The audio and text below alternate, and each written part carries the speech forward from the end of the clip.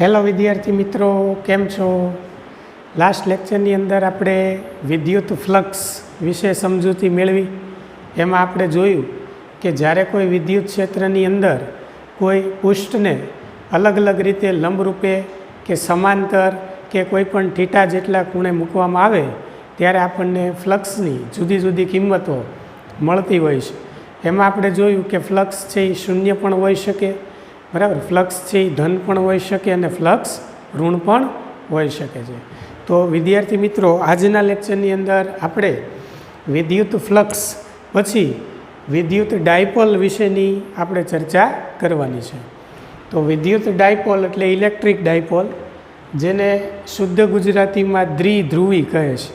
એટલે બે ધ્રુવથી બનતી રચના કે જેમાં બે ધ્રુવ તરીકે બે વિદ્યુતભાર આપણે લેવાના છે, સમાન મૂલ્યના અને પરસ્પર વિરુદ્ધ દિશામાંના બે વિદ્યુતભારો લેવાના છે.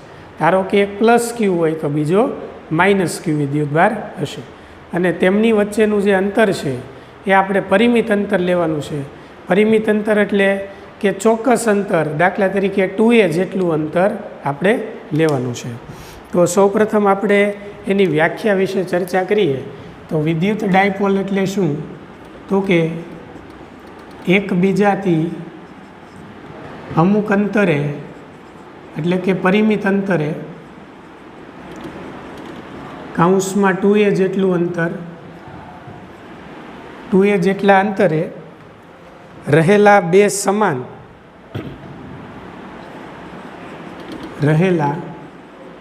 સમાન અને વિરુદ્ધ પ્રકારના વિદ્યુતભારો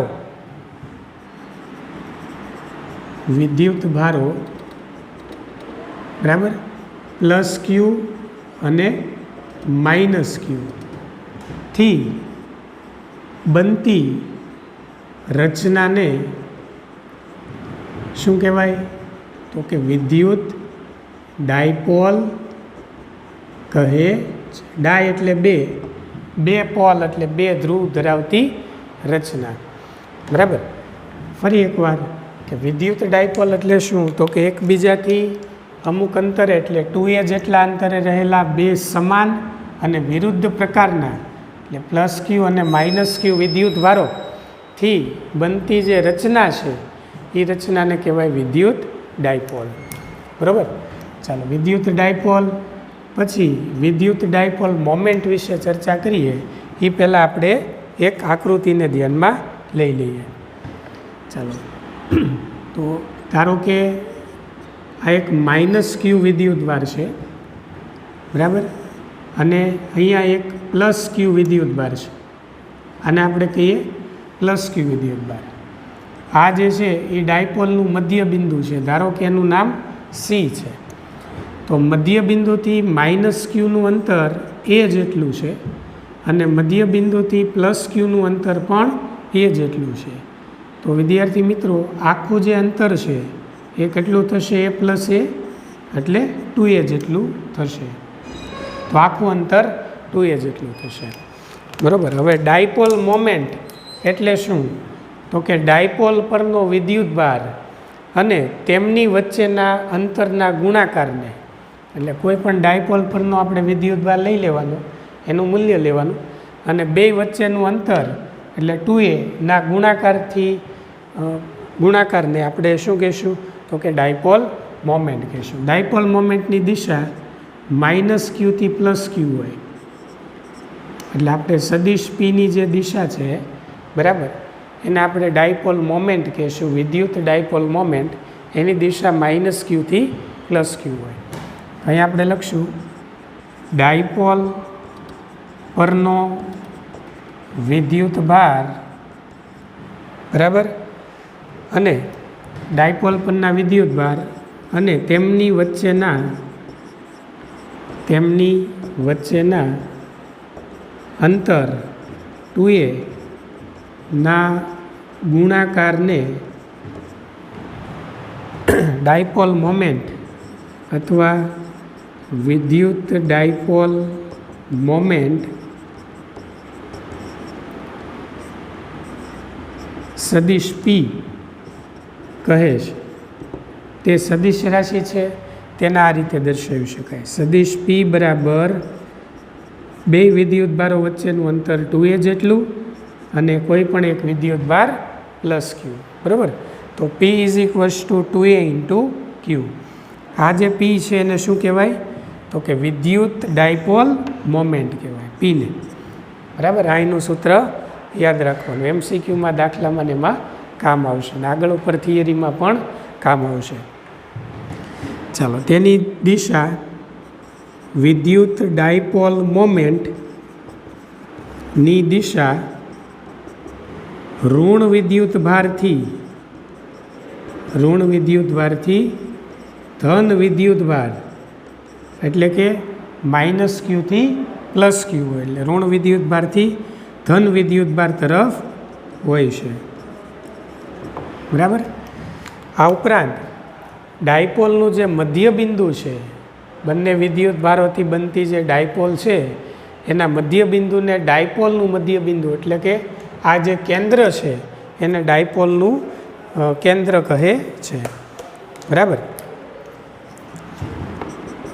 ડાયપોલમાં પ્લસ ક્યુ અને માઇનસ ક્યુ ના સ્થાનો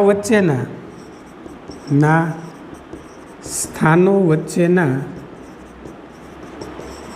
કેન્દ્ર અથવા વચ્ચેના મધ્ય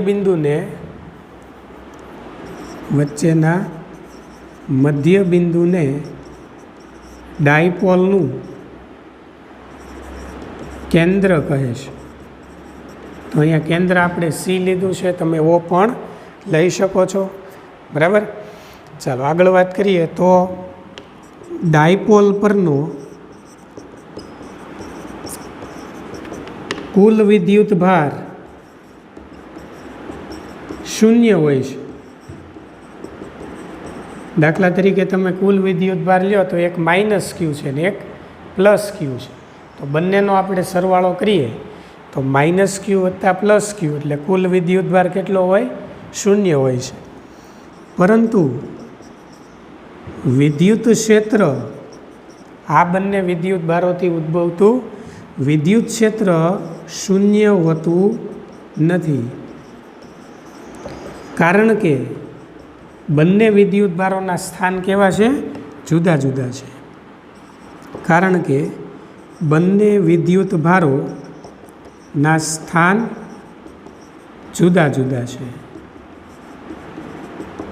બંને જો એક જ સ્થાને આવેલા હોત તો બંનેને કારણે ઉદ્ભવતું વિદ્યુત ક્ષેત્ર છે એ શૂન્ય થાત, પણ બંને વિદ્યુત ભારોના સ્થાન કેન્દ્રથી જુદા જુદા અંતરે હોવાથી એના લીધે ઉદ્ભવતું વિદ્યુત ક્ષેત્ર શૂન્ય હોતું નથી.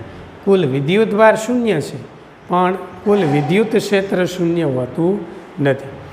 ચાલો આગળ વાત કરીએ તો એકમ આવશે વિદ્યુત ડાયપોલ મોમેન્ટનો એકમ કુલમ મીટર છે. બરાબર. વિદ્યુત ભારનો એકમ કુલમ અને અંતરનો એકમ આપણે કેટલો લઈએ છીએ? શું લઈએ છીએ? મીટર. તો કુલમ મીટર એનો એકમ છે. અને બીજો એકમ જો આપણે લખીએ તો વિદ્યુત ભારનો બીજો એકમ એમ્પિયર સેકન્ડ છે અને આનો એકમ આપણે મીટર લઈએ તો મીટર એમ્પિયર સેકન્ડ પણ છે. બરાબર.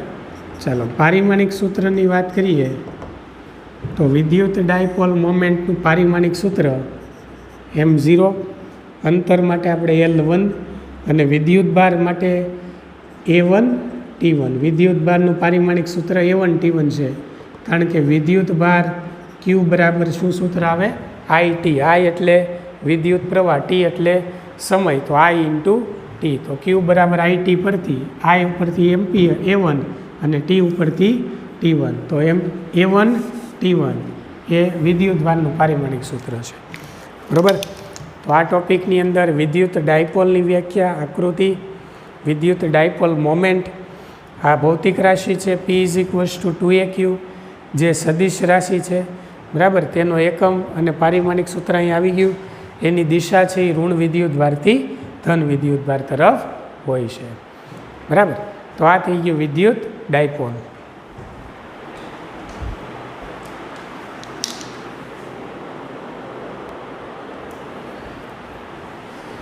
ચાલો હવે વિદ્યાર્થી મિત્રો આપણે વિદ્યુત ડાયપોલના કેન્દ્રથી અક્ષ પરના કોઈ પણ બિંદુએ ઉદ્ભવતા વિદ્યુત ક્ષેત્રનું સૂત્ર મેળવવું છે. એટલે વિદ્યુત ડાયપોલની અક્ષ કોને કહેવાય? સૌપ્રથમ તો કે વિદ્યુત ભારોને જોડતી જે રેખા છે એ રેખાને આપણે વિદ્યુત ડાયપોલની અક્ષ કહેશું. અને આ અક્ષ ઉપર આપણે ડાબી બાજુ કોઈ પણ એક પી બિંદુ લઈએ તો આ પી બિંદુ પાસે બંને વિદ્યુત ભારને કારણે એક એક વિદ્યુત ક્ષેત્ર આપણને પ્રાપ્ત થશે. અને આ જે વિદ્યુત ક્ષેત્ર છે એનો સરવાળો કરવાથી આપણને પરિણામી વિદ્યુત ક્ષેત્રનો ખ્યાલ આવશે. ચાલો તો સૌપ્રથમ આપણે વિદ્યુત ડાયપોલના કેન્દ્રથી અક્ષ પરના બિંદુએ વિદ્યુત ક્ષેત્રનું સૂત્ર મેળવવા આપણે બે વિદ્યુત ભારો લઈ લઈએ. ધારો કે એક પ્લસ ક્યુ વિદ્યુત ભાર છે, બરાબર, અને બીજો એક વિદ્યુત ભાર માઇનસ ક્યુ છે. તો પ્લસ ક્યુ વિદ્યુત ભાર એનાથી 2a જેટલા અંતરે આપણે એક વિદ્યુત ભાર લઈએ માઇનસ ક્યુ, બરાબર. બે વચ્ચેનું ઉગમ બિંદુ છે એને ઓ નામ આપી દઈએ. આ જે અંતર છે એ લઈએ, આ અંતર પણ એ છે, આખું અંતર 2a છે, બરાબર. હવે આ જે વિદ્યુત ભાર છે એને જોડતી રેખા એટલે કે અક્ષ ઉપર ધારો કે અહીંયા એક પી બિંદુ આવેલું છે, કેપિટલ પી, બરાબર. તો આ જે પી બિંદુ છે ત્યાં આપણે વિદ્યુત ક્ષેત્ર ગણવું છે. તો વિદ્યાર્થી મિત્રો પ્લસ ક્યુને લીધે ઉદ્ભવતું વિદ્યુત ક્ષેત્ર આ દિશામાં છે, એને આપણે કહીશું ઈ પ્લસ ક્યુ, સદિશ ઈ પ્લસ ક્યુ, કેમ કે આ સદિશ રાશિ છે. હવે માઇનસ ક્યુ વિદ્યુત ભારને લીધે પી પાસે ઉદ્ભવતું વિદ્યુત ક્ષેત્ર આ દિશામાં છે, જેને આપણે કહીશું ઈ માઇનસ ક્યુ, બરાબર. સદિશ ઈ માઇનસ ક્યુ, આ સદિશ ઈ પ્લસ ક્યુ. તો પી પાસે આપણને બે વિદ્યુત ક્ષેત્ર મળ્યા, એક પ્લસ ક્યુથી અને એક માઇનસ ક્યુથી, બરાબર. તો કેન્દ્રથી જો આપણે અંતર ગણવા જઈએ, બરાબર, તો આ જે અંતર છે વિદ્યાર્થી મિત્રો, આ અંતર આર જેટલું થશે. અહીંથી આપણે આ અંતર લેવાનું છે કેન્દ્રથી, બરાબર. આ અંતર આપણે આર લેવાનું છે. તો ડાયપોલ આપણે એક ધ્યાનમાં લીધી છે આકૃતિમાં, પ્લસ ક્યુ માઇનસ ક્યુ બે વચ્ચેનું અંતર 2a છે.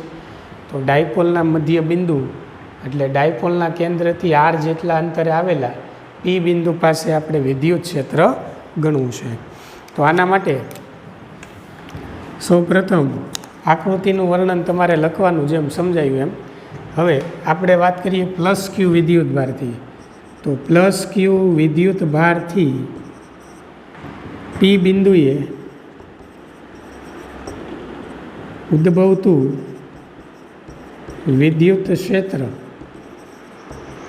ચાલો આ વિદ્યુત ક્ષેત્ર કેટલું હશે? તો આ વિદ્યુત ક્ષેત્રની આપણે ગણતરી કરીએ તો ઈ પ્લસ ક્યુ સદિશ ઈ પ્લસ ક્યુ. હવે વિદ્યુત ક્ષેત્રનું સૂત્ર આપણે અગાઉના ટોપિકમાં ભણી ગયા, કે ક્યુ અપોન આર, બરાબર. તો અહીંયા આવશે કે કુલમ અચળાંક પ્લસ ક્યુ વિદ્યુત ભાર, બરાબર. અને બે વચ્ચેનું જો અંતર આપણે જાણવા જઈએ તો પ્લસ ક્યુથી પીનું જે અંતર છે આ અંતર આપણે જોઈએ છે. ચાલો આખું અંતર આર છે, આટલું અંતર એ છે. તો જો તમે આરમાંથી એ જેટલું અંતર બાદ કરી દો, આટલું અંતર એ જેટલું અંતર તમે બાદ કરી દેશો, બરાબર, તો પ્લસ ક્યુથી પીનું અંતર આપણને મળી જશે. તો એને આપણે નામ આપીશું આર માઇનસ એ, બરાબર, એનો સ્ક્વેર ઇન્ટુ પી કેપ. તો અહીંયા માઇનસ ક્યુથી પ્લસ ક્યુની જે દિશા છે એ કોની દિશા છે? સદિશ પીની. સદિશ પી એટલે શું? વિદ્યુત ડાયપોલ મોમેન્ટ, હમણાં જેમ સમજાયું, બરાબર. તો આ પી કેપ છે એ સદિશ પીની દિશામાંનો શું છે? એકમ સદિશ. આને આપણે નામ આપીએ સમીકરણ 1. અહીંયા આપણે લખીએ કે પ્લસ ક્યુથી પીનું એટલે પી બિંદુનું અંતર કેટલું છે? તો કે આર માઇનસ એ જેટલું છે, બરાબર. તો એને આપણે આર માઇનસ એ જેટલું લઈએ. ચાલો હવે વાત કરીએ આગળ. તો માઇનસ ક્યુ વિદ્યુત ભારથી માઇનસ ક્યુ વિદ્યુત ભારથી પી બિંદુએ ઉદ્ભવતું વિદ્યુત ક્ષેત્ર. ચાલો આના માટે વિદ્યુત ક્ષેત્ર આપણે ગણવું હોય તો સૌપ્રથમ આ કઈ બાજુ આવશે તો કે ડાબી બાજુ. આ વિદ્યુત ક્ષેત્રની દિશા કઈ છે? ડાબી બાજુ. ચાલો આના માટે ઉદ્ભવતું વિદ્યુત ક્ષેત્ર છે એ ક્યાં આવશે? આકૃતિમાં બતાવ્યા પ્રમાણે જમણી બાજુ. તો અહીંયા આપણે લખશું સદિશી માઇનસ ક્યુ બરાબર, અહીંયા આવશે કે માઇનસ ક્યુ વિદ્યુત ભાર છે એટલે આગળ આપણે માઇનસ લખશું, અને માઇનસ ક્યુ વિદ્યુત ભાર જે છે એનાથી આપણે પીનું અંતર જાણવું હોય તો અહીંથી આટલું અંતર લેવું પડે. તો આટલું અંતર આર છે ને આટલું અંતર એ છે, તો આર પ્લસ એ થશે. તો અહીં આપણે લખશું આર વત્તા એ એનો સ્ક્વેર ઇન્ટુ પી કેપ સમીકરણ 2. અને આ વિદ્યુત ક્ષેત્ર કઈ બાજુ છે તો કે જમણી બાજુ છે. અહીંયા કાઉન્સમાં લખશું માઇનસ ક્યુથી પીનું જે પી બિંદુ છે એનું અંતર કેટલું થશે તો કે આર પ્લસ એ થશે. તો આ થઈ ગયું સમીકરણ નંબર 2. તો પી બિંદુ પાસે આપણે સંપાતપણાનો સિદ્ધાંતનો ઉપયોગ કરી અને પી બિંદુએ સંપાતપણાના સિદ્ધાંત મુજબ કુલ વિદ્યુત ક્ષેત્ર ઈ બરાબર શું લખાય તો કે ઈ પ્લસ ક્યુ વત્તા ઈ માઇનસ ક્યુ. તો વિદ્યાર્થી મિત્રો બે સમીકરણની અંદર કોમન શું છે કે બેમાં કે ક્યુ અને પી કેપ કોમન છે, બરાબર. તો અહીંથી આપણે કે ક્યુને કોમન કાઢી લઈએ તો પહેલા પદમાંથી 1/r - એનો સ્ક્વેર, બરાબર, અને વચ્ચે આવશે અહીંયા માઇનસ છે એટલે પ્લસ માઇનસ માઇનસ એટલે 1/r વત્તા એનો સ્ક્વેર, કાઉન્સની બહાર પી કેપ એટલે એકમ સદિશ આપણે કોમન લઈ લીધો છે, બરાબર. ચાલો અહીંયા માઇનસ છે એટલે ત્યાં માઇનસ લીધેલું છે આપણે. હવે આર વત્તા એનો સ્ક્વેર એટલે ગણિતનું સૂત્ર એ મુજબ આપણે સાદુરૂપ આપીએ તો આનો ગુણાકાર અહીંયા થશે, આનો ગુણાકાર અહીંયા થશે એટલે ઉપર આવશે આર વત્તા એનો સ્ક્વેર માઇનસ આર માઇનસ એનો સ્ક્વેર, છેદમાં આ બેનો ગુણાકાર થશે એટલે આર ઇન્ટુ આર એટલે આર સ્ક્વેર, બરાબર, આર સ્ક્વેર માઇનસ એ સ્ક્વેર એનો પાછો સ્ક્વેર ઇન્ટુ પી કેપ આવશે. હવે આપણે જાણીએ છીએ કે ગણિતનું સૂત્ર આર વત્તા એનો સ્ક્વેર એટલે આર સ્ક્વેર વત્તા 2ar વત્તા એ સ્ક્વેર, એટલે આનું સાદુરૂપ આવશે આર સ્ક્વેર વત્તા 2ar વત્તા એ સ્ક્વેર, બરાબર. અહીંયા માઇનસ નિશાની છે, સેમ આનું સૂત્ર. ચાલો આર સ્ક્વેર માઇનસ નિશાની અંદર ગુણતા જવાની, પ્લસ 2a માઇનસ 2ar તો માઇનસ માઇનસ અહીંયા થશે પ્લસ 2ar માઇનસ નિશાની અંદર ગુણો એ સ્ક્વેર એટલે અહીંયા આવશે માઇનસ એ સ્ક્વેર, બરાબર. આનું સાદુરૂપ થાય આર સ્ક્વેર માઇનસ 2ar વત્તા એ સ્ક્વેર, પણ માઇનસ નિશાની તમે અંદર ગુણો એટલે આ થઈ જાય માઇનસ આર સ્ક્વેર, આ માઇનસ હતું એ પ્લસ થઈ જાય અને આ પ્લસ હતું એ માઇનસ થઈ જાય. નીચે આવશે આર સ્ક્વેર માઇનસ એ સ્ક્વેરનો સ્ક્વેર ઇન્ટુ પી કેપ, બરાબર. ચાલો અહીંયા આપણે જોઈએ તો એ સ્ક્વેર ઉડી જશે, પ્લસ માઇનસ આર સ્ક્વેર ઉડી જશે. તો સદિશ ઈ બરાબર કે ક્યુ 2 ને 2 4 થશે એટલે 4ar છેદમાં આર સ્ક્વેર માઇનસ એ સ્ક્વેરનો સ્ક્વેર ઇન્ટુ પી કેપ. ચાલો 4ના 2 ભાગલા પાડો એટલે 2 દુ 4 થશે તો 2 ગુણ્યા 2 ar છેદમાં આર સ્ક્વેર માઇનસ એ સ્ક્વેરનો સ્ક્વેર કાઉન્સ પૂરો પી કેપ, બરાબર. ચાલો આગળ વાત કરીએ તો હમણાં જ આપણે ભણી ગયા આની આગળના ટોપિકમાં કે બે વિદ્યુત ભારો વચ્ચેનું અંતર 2a અને ક્યુનો ગુણાકાર કરો તો તમને સદિશ પી મળે જેને વિદ્યુત ડાયપોલ મોમેન્ટ કહેવાય. તો આની જગ્યાએ આપણે પી = 2aq એટલે 2aq બરાબર આપણે પી મૂકી દઈએ તો સદિશ ઈ બરાબર કે એમનમ છે, આ પદની જગ્યાએ આપણે પી મૂકીએ, 2 આપણે આગળ લઈ લઈએ એટલે 2kp છેદમાં આર સ્ક્વેર માઇનસ એ સ્ક્વેરનો સ્ક્વેર ઇન્ટુ પી કેપ આવશે, બરાબર. ચાલો હવે જો આર ગ્રેટર દેન એ હોય તો એ સ્ક્વેરને અવગણતા, કેમ એ સ્ક્વેરને અવગણતા? તો કે જો આ જે અંતર છે આર એ એની સરખામણીમાં ખૂબ મોટું હોય, બરાબર, તો આ પદમાંથી આર સ્ક્વેર ખૂબ મોટું થશે અને એ છે એ ઘણું નાનું થશે. એટલે એ સ્ક્વેરને આપણે આર સ્ક્વેરની કમ્પેરિઝનમાં અવગણી શકીએ. તો અહીંથી તમે એને અવગણી નાખો, એ સ્ક્વેર કાઢી નાખો, તો અહીંયા વચ્ચે સદિશ ઈ બરાબર 2kp એના છેદમાં આર, અહીંથી એ સ્ક્વેર નીકળી ગયો એટલે આર સ્ક્વેરનો સ્ક્વેર શું થાય? તો કે આરની 4 ઘાત થાય, બરાબર. અહીંયા એક આર હતો, એ આર આપણે અહીંયા લખવો પડશે. ચાલો અહીંયા બી એક આર આવશે ઇન્ટુ પી કેપ, એકમ સદિશ છે, સદિશ પીની દિશામાંનો એકમ સદિશ છે. ચાલો અહીંથી એક આર અને આરની 4 ઘાત ઉડી જાય તો અહીંયા આરની ઘન, એક આરનો ઘન વધે, 1 ઘાત ઉડી જાય એટલે, તો જવાબ આવશે 2kp આર ઘન ઇન્ટુ પી કેપ. તો અહીંયા આપણે આન્સર લખીશું કે વિદ્યુત ક્ષેત્ર E બરાબર 2kp છેદમાં આર ઘન ઇન્ટુ પી કેપ, અથવા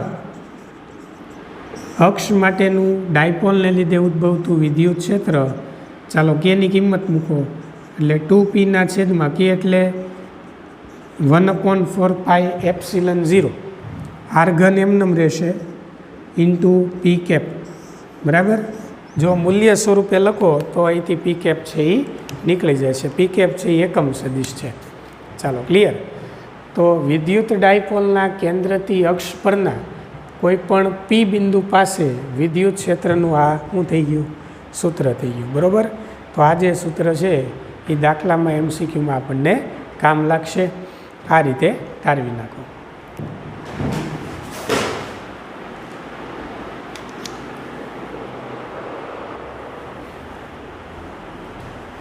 ચાલો વિદ્યાર્થી મિત્રો, હવે આપણે વિદ્યુત ડાયપોલના વિષુવ રેખા પરના, પહેલાં અક્ષ માટે જોયું, હવે વિષુવ રેખા પરના કોઈ પણ બિંદુએ ઉદ્ભવતા વિદ્યુત ક્ષેત્રનું સૂત્ર મેળવવું છે, બરાબર. તો આને વિષુવ રેખા કહેવાય, આને અક્ષ કહેવાય. એટલે ડાયપોલ જે છે +q અને -q, બરાબર, એને જે જોડતી રેખા છે, રેખાખંડ, એના લંબ દ્વિભાજકને આપણે શું કહીશું? ડાયપોલની વિષુવ રેખા કહેશું. જો આને તમે x અક્ષ ગણતા હો તો આને તમારે y અક્ષ અથવા z અક્ષ તમે કહી શકો છો, બરાબર. આને આપણે એ કહીએ, આ અંતર એ છે, બે વચ્ચેનું અંતર 2a છે. +q થી -qની જે દિશા છે, -q થી +qની જે દિશા છે, બરાબર, એને આપણે ડાયપોલ મોમેન્ટ પીની દિશા કહીએ છીએ, જે તમે જાણો છો. તો પી બિંદુ પાસે આપણે વિદ્યુત ક્ષેત્ર ગણવું છે. તો આ વિદ્યુત ક્ષેત્ર ગણવા માટે આપણે સૌપ્રથમ +q થી એ બિંદુને આપણે એક જોડતો સદિશ દોરવો પડે, બરાબર, જે અહીંયા આપણને વિદ્યુત ક્ષેત્રની શું આપે છે? દિશા આપે છે. તો આ જે દિશા થશે, બરાબર, એને આપણે કહીશું E+q, એટલે +q વિદ્યુતભારને લીધે ઉદ્ભવતું વિદ્યુત ક્ષેત્ર. અને આને આપણે જો જોડી દઈએ, બરાબર, તો આ જે દિશા થશે એને આપણે કહીશું સદિશ E-q. રેડી? તો આ +q અને આ થઈ ગયું -q, બરાબર. આ E+q ને આ E-q. આની જે દિશા છે એ +q થી પીની દિશામાં, અને આની જે દિશા છે એ p થી -qની દિશામાં થશે, બરાબર. તો હવે અહીંયા તમે જોઈ શકો કે વિદ્યુત ક્ષેત્ર છે એ થીટા જેટલા ખૂણે છે. એટલે આપણે વિદ્યુત ક્ષેત્રના બે ઘટકો લેવા પડશે. તો સૌપ્રથમ +eq છે, E+q એ આ દિશામાં છે, E+q એના આપણે બે ઘટક લઈ લઈએ, બરાબર, થીટા જેટલા ખૂણે. તો આ ઘટક થશે E+q cos થીટા, અને આ જે ઘટક છે એ થશે E+q sin થીટા. સેમ આના આપણે બે ઘટક લઈ લઈએ, એ પણ થીટા જેટલા ખૂણે છે, બરાબર. તો થીટા જેટલા ખૂણે છે, તો આ જે દિશા છે એને આપણે E-qની દિશા કહીએ, બરાબર. તો જો અહીંયા એંગલ થીટા હોય તો આ જે દિશા છે એ E-q cos થીટા થશે. બરાબર, આનો ઘટક અને ઈ માઇનસ ક્યુનો બીજો ઘટક ઈ માઇનસ ક્યુ સાઇન થીટા. ઈ પ્લસ ક્યુના બે ઘટક, એક કોસ અને બીજું સાઇન. સેમ ઈ માઇનસ ક્યુના બે ઘટક કોસ અને સાઇન. બરાબર. તો અહીંયા તમે જોઈ શકો કે આ જે રેખા છે વિષુવ રેખા, એ વિષુવ રેખા ઉપર આ બંને ઘટકો આવેલા છે જે પરસ્પર કેવી દિશામાં છે? વિરુદ્ધ દિશામાં છે. અને આ બંને ઘટકો આ તરફ છે. તો આ બંનેનું આપણે જો પરિણામી લેવું હોય, આ બંને ઘટકોનું, તો એ પરિણામી આપણને આ દિશામાં મળશે. બરાબર. તો પી બિંદુ પાસે પરિણામી વિદ્યુત ક્ષેત્ર આ દિશામાં આપણને જોવા મળશે. રેડી? ચાલો, તો સૌપ્રથમ આપણે પ્લસ ક્યુ વિદ્યુત ભારને લીધે ઉદ્ભવતું પ્લસ ક્યુ વિદ્યુત ભારને લીધે પી પાસે ઉદ્ભવતું વિદ્યુત ક્ષેત્ર આપણે ગણવું છે. તો વિદ્યાર્થી મિત્રો, આ ડાયપોલના કેન્દ્રથી પી બિંદુ છે એ આર અંતરે આવેલું છે. તો જો આ અંતર આર હોય, આ અંતર એ હોય, તો આ બાજુ આપણને મળી જાય. આ બાજુ કેટલી થાય? Under root R square plus A square. એનો વર્ગ કરો તો અહીંથી અંડરરૂટ નીકળી જશે. સેમ આ બાજુ આર છે, આ બાજુ એ છે, તો આ કર્ણ કેટલો થશે? તો આ કર્ણ થશે under root R square plus A square જેટલો. પછી એનો વર્ગ કરો એ બાજુનો, એટલે આ થઈ જાય ખાલી R square plus A square. તો પ્લસ ક્યુથી પીનું જે અંતર છે એ under root R square plus A square, અને પીથી માઇનસ ક્યુનું જે અંતર છે એ R square plus A square છે. તો આ પ્લસ ક્યુ વિદ્યુત ભારને લીધે વિષુવ રેખા પર કોઈ બિંદુ પી પાસે ઉદ્ભવતું વિદ્યુત ક્ષેત્ર આપણે લેવું હોય, તો અહીંયા આપણે લખશું ઈ પ્લસ ક્યુ કે ક્યુ છેદમાં આ જે અંતર છે એનો વર્ગ. તો આ અંતરનો વર્ગ કરો એટલે વર્ગમૂળ નીકળી જાય, તો R square plus A square થશે. બરાબર. અહીંયા આપણે એકમ સદિશ લખવો હોય તો અહીંયા આપણે શું લખશું? એકમ સદિશ તરીકે પી કેપ લખશું. બરાબર. જે આ પી કેપ છે એ સદિશ પીની દિશામાંનો શું છે? એકમ સદિશ છે. રેડી? તો ઈ પ્લસ ક્યુ આપણને મળી ગયું. પ્લસ ક્યુથી આની જે દિશા છે એ પ્લસ ક્યુથી પીની દિશામાં આ જે વિદ્યુત ક્ષેત્ર છે એ પ્લસ ક્યુથી પીની દિશામાં છે. ચાલો, એ જ રીતે માઇનસ ક્યુ વિદ્યુત ભારને લીધે કયા બિંદુએ? તો કે પી પાસે ઉદ્ભવતું વિદ્યુત ક્ષેત્ર, તો એને આપણે નામ આપશું ઈ માઇનસ ક્યુ. બરાબર. તો અહીંયા આપણે લખશું કે માઇનસ ક્યુ છેદમાં આ અંતરનો તમે વર્ગ કરો એટલે અંડરરૂટ નીકળી જાય, આર સ્ક્વેર પ્લસ ખાલી એ સ્ક્વેર વધે ઇન્ટુ પી કેપ આવશે. આને નામ આપો સમીકરણ નંબર 2. આની જે દિશા છે એ પીથી માઇનસ ક્યુની દિશામાં આ વિદ્યુત ક્ષેત્ર છે. એટલે આ વિદ્યુત ક્ષેત્ર આમ નીચેની દિશામાં છે. બરાબર. તો તમે અહીંયા જોઈ શકો કે આ પ્લસમાં છે ને આ માઇનસમાં, એટલે બેયના મૂલ્ય કેવા છે? સમાન. જો બેયનો આપણે માનાંક કરીએ તો બંનેના મૂલ્ય સમાન થશે. અહીંથી સદિશ નીકળી જશે ને એકમ સદિશ પણ નીકળી જશે. બરાબર. તો આપણે અહીં લખીશું કે બંને વિદ્યુત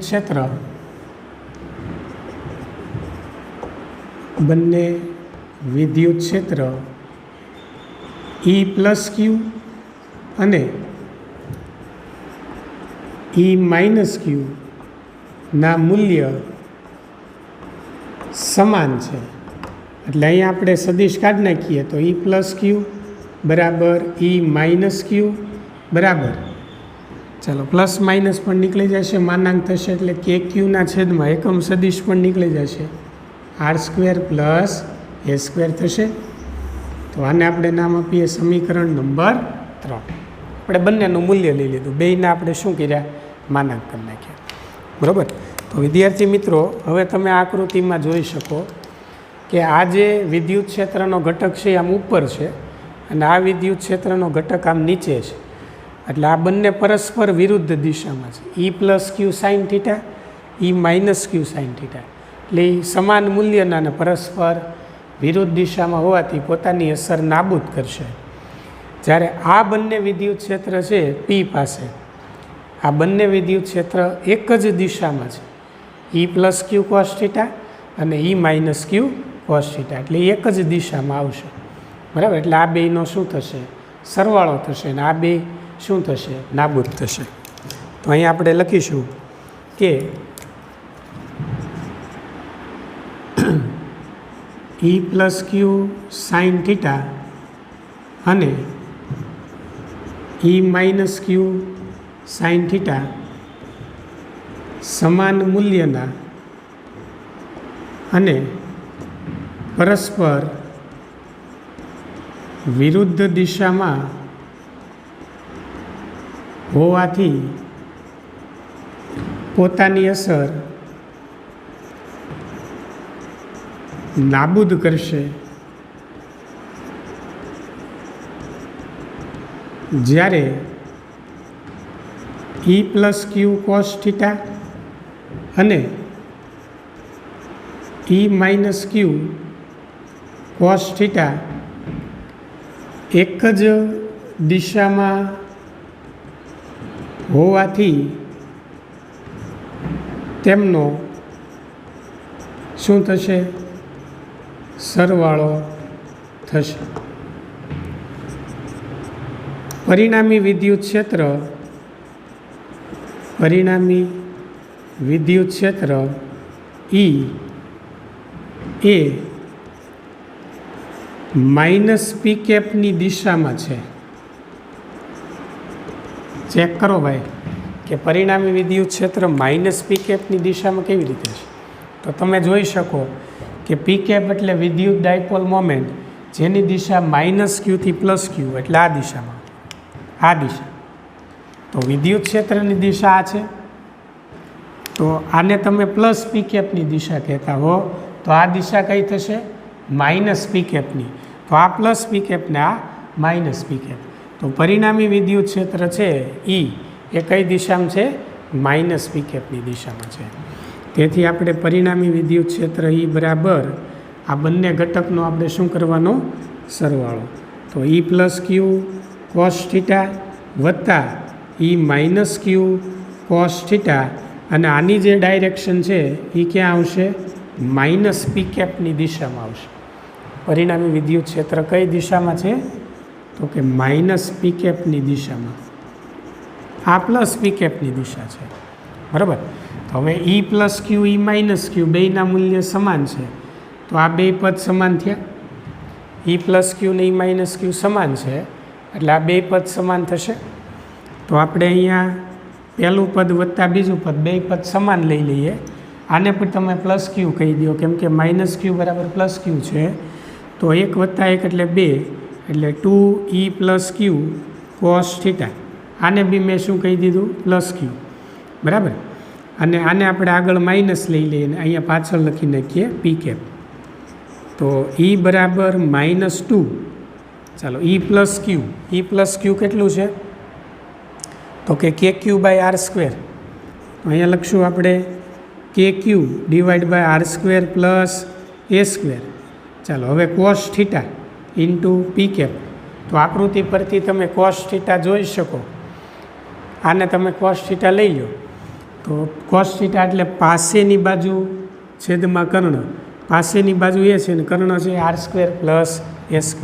તો પાસેની બાજુ એ અને કર્ણ એટલે R² પ્લસ A². તો અહીંયા લખવાનું R² પ્લસ A² ની અંડરરૂટ એટલે કેટલી ઘાત? 1/2 ઘાત. કેટલી ઘાત? 1/2. આ એક ઘાત કહેવાય, આની માથે એક ઘાત કહેવાય. આ 1/2 ઘાત છે, બરાબર. ચાલો, તો અહીંયા આપણી પાસે બે ઘાત આવે, આની માથે એક ઘાત, અને આ કેટલી છે? 1/2 ઘાત છે, બરાબર. તો 1 + 1/2 છેદ સમાન 1 + 1/2, એટલે 2 × 2 વત્તા 1 એટલે 3/2 ઘાત થશે, બરાબર. તો ફાઇનલી આપણે આન્સર લખીશું કે સદિશ E બરાબર -2KQ બરાબર ઇન્ટુ A છેદમાં આ બેનો આપણે સરવાળો કરીએ તો 1 + 1/2 એટલે 3/2 ઇન્ટુ પી કેપ. હવે આપણે જાણીએ છીએ કે 2AQ એટલે શું કહેવાય? વિદ્યુત ડાયપોલ મોમેન્ટ સદિશ P. તો એની જગ્યાએ આપણે સદિશ P લખીએ તો તો આગળ માઇનસ કે, આની જગ્યાએ આપણે પી લખીએ તો સદિશ પી છેદમાં આર સ્ક્વેર પ્લસ એ સ્ક્વેરની કેટલી ઘાત 3/2 ઘાત ઇન્ટુ પી કેપ, બરાબર. જ્યાં કાઉન્સમાં લખી નાખવાનું કે પી બરાબર આપણે શું લીધું તો કે 2a ઇન્ટુ ક્યુ લીધું છે, બરાબર. ચાલો આગળ વધીએ. તો આર સ્ક્વેરની સરખામણીમાં આપણે એ સ્ક્વેરને અવગણીએ તો જો આર ગ્રેટર દેન એ હોય તો એ સ્ક્વેરને અવગણતા, ચાલો એ સ્ક્વેરને તમે અવગણો તો અહીંથી એ સ્ક્વેરને દૂર કરી દો તો આર સ્ક્વેરની કેટલી ઘાત થશે 3/2 ઘાત થશે. તો 2 અહીંયા ઉડી જશે તો આરનો ઘન વધશે. તો વિદ્યુત ક્ષેત્ર ઈ બરાબર -kp એના છેદમાં 2 અહીંથી ઉડી જાય એટલે આર ઘન વધે, એ સ્ક્વેર ઉડી ગયો છે ઇન્ટુ શું આવશે તો કે પી કેપ, બરાબર. હવે કેનું મૂલ્ય આપણે જાણીએ છીએ તો અથવામાં આ સૂત્ર લખી શકાય કે વિદ્યુત ક્ષેત્ર ઈ બરાબર -1/4πε0 પીના છેદમાં આર ઘન ઇન્ટુ પી કેપ. તો આ જે સૂત્ર છે એ વિષુવ રેખા પરના કોઈ પણ પી બિંદુ પાસે વિદ્યુત ક્ષેત્રનું સૂત્ર છે. કે આ રીતે લખાય કે આ રીતે લખાય, કેની કિંમત 1/4πε0 છે, બરાબર. તો આ થઈ ગયો તમારો આન્સર. ચાલો લખી નાખો.